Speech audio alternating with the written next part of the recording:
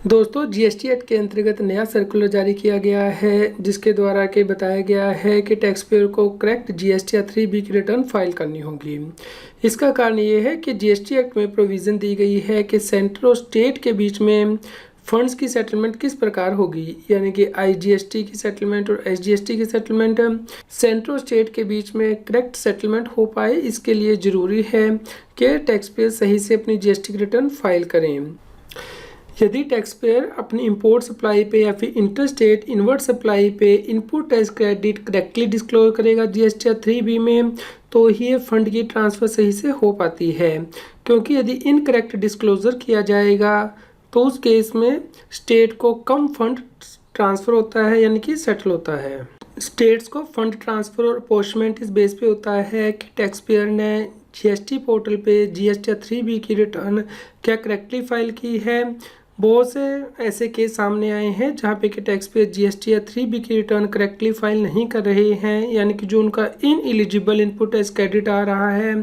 Import supply पे या फिर इंटर स्टेट इनवर्ट सप्लाई पे, वो करेक्टली डिस्क्लोज नहीं कर रहे हैं, जिसकी वजह से कि स्टेट को फंड की शॉर्ट ट्रांसफ़र हो रही है।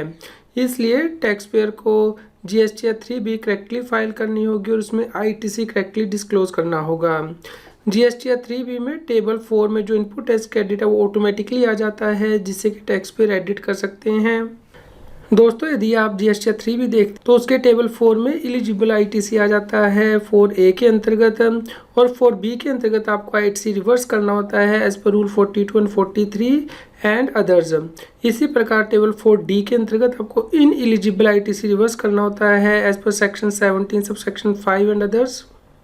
इस सर्कुलर में बताया गया है कि रूल 42 और 43 के अंतर्गत सीजीएसटी रूल में यदि कोई आईटीसी रिवर्स करना है तो टैक्स पेयर को आईटीसी टेबल 4B क्लोज 1 के अंतर्गत रिवर्स करना होगा जीएसटी या 3B में, और यदि कोई और रिवर्सल है रूल 37 के अकॉर्डिंग तो उसे टेबल 4B सब क्लोज 2 के अंतर्गत रिवर्स करना होगा जीएसटी या 3B में। और यदि इन एलिजिबल आईटीसी है सेक्शन 17 सब सेक्शन 5 के अंतर्गत, जैसे कि फूड आइटम्स एक्स्ट्रा पे, तो उस केस में टैक्स पेयर को ये जीएसटी या 3B में टेबल 4D क्लोज 1 के अंतर्गत रिवर्स करना होगा। और यदि इन एलिजिबल ब्लॉक क्रेडिट है सेक्शन 17(4) या फिर रूल 38 के अकॉर्डिंग, जैसे कि बैंकिंग एंड फाइनेंशियल इंस्टीट्यूशन में 50% आईटीसी वो रिवर्स कर सकते हैं एलिजिबल आईटीसी का,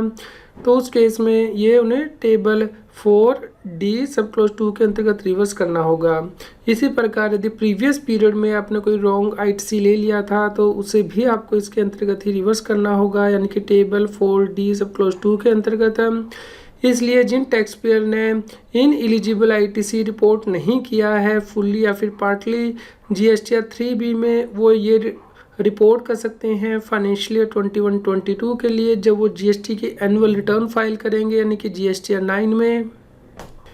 फाइनेंशियल ईयर 2022-23 ऑनवर्ड्स ये हिदायत दी गई है कि टैक्स पेयर अपनी जीएसटी या 3B में इन एलिजिबल आईटीसी को करेक्टली डिस्क्लोज करें, और यदि उन्होंने अभी तक नहीं किया है तो उस केस में जो नेक्स्ट जीएसटी या 3B फाइल करेंगे उसमें नेट इफेक्ट करेक्टली डिस्क्लोज करें जीएसटी या 3B में। यहाँ पे टैक्स पेयर को हिदायत दी गई है कि उन गाइडलाइंस को फॉलो करें और जो सब्सिक्वेंट जीएसटी या 3B रिटर्न है वो करेक्टली फाइल करें।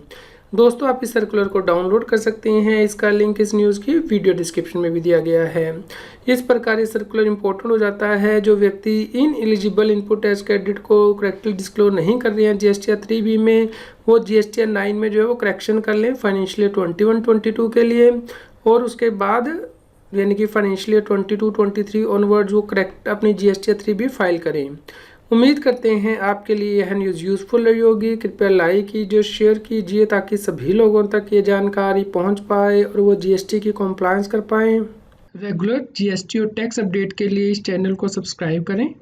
आप हमें Telegram app CA Satbir Singh Taxil पर ज्वाइन कर सकते हैं ताकि आप जीएसटी और इनकम टैक्स के रेगुलर अपडेट अपने मोबाइल पर ही प्राप्त कर सकें।